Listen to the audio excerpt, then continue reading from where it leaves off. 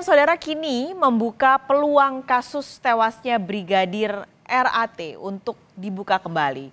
Pakar hukum menilai ini merupakan hal baik karena masih banyak aspek yang harus didalami dari kasus tewasnya Brigadir RAT.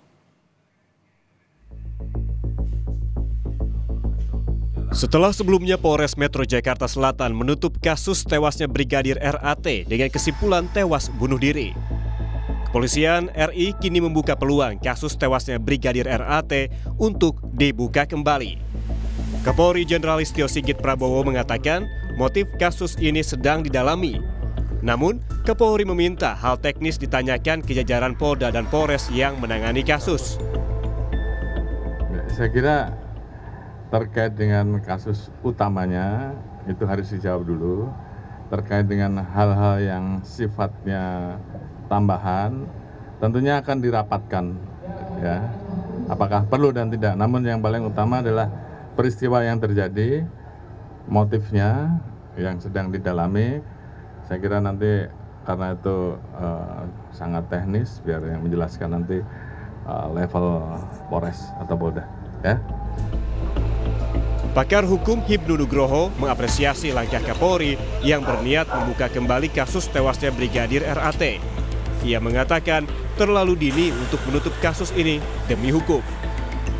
Kasus ini saya kira menarik. Menariknya dari subjek orangnya dan dari objek peristiwanya.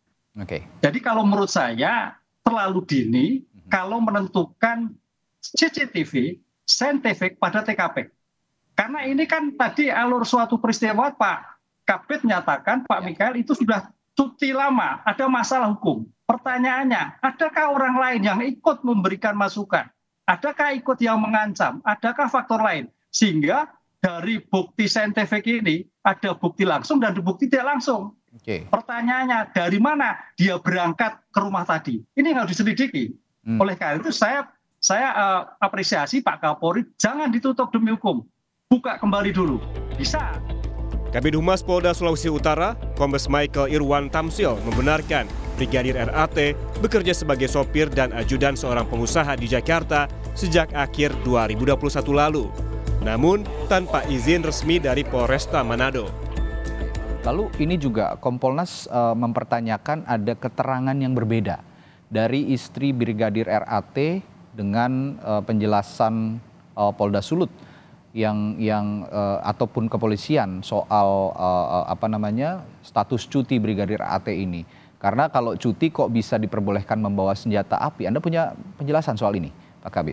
Ya, makanya kan pada saat pemeriksaan itu fakta yang kita temukan demikian, bahwa yang bersangkutan ketika menjadi atau bertugas di Jakarta tidak ada surat tugas ataupun surat izin dari kesatuannya ataupun dari pimpinannya. Dari hasil pemeriksaan tidak ditemukan demikian. Baik.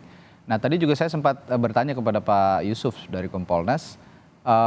Pak Yusuf mengatakan kalau memang Brigadir RAT ini diberikan izin begitu bertugas sebagai seorang ajudan dari pengusaha ataupun tidak diberikan izin tapi tetap nekat untuk menjadi ajudan seorang pengusaha begitu, ini tentu akan ada yang bertanggung jawab. Kira-kira bagaimana Pak Kabid? Siapa yang bertanggung jawab untuk penugasan Brigadir RAT ini sebenarnya? Ya, sampai sekarang dari pihak Propam, Polda Sulut maupun dari Itwasda sedang melakukan pendalaman atau pemeriksaan berkaitan dengan keberadaan Brigadir RAT di Jakarta. Bidpropam Polda Sulut juga memeriksa Kapolresta Manado Kombes Julianto Sirait terkait izin Brigadir RAT jadi ajudan pengusaha di Jakarta dan isu menerima setoran bulanan dari pengusaha batu bara tersebut. Kabid Humas Polda Sulut juga membantah Kapolresta Manado menerima uang dari pengusaha yang mendapat pengawalan Brigadir RAT.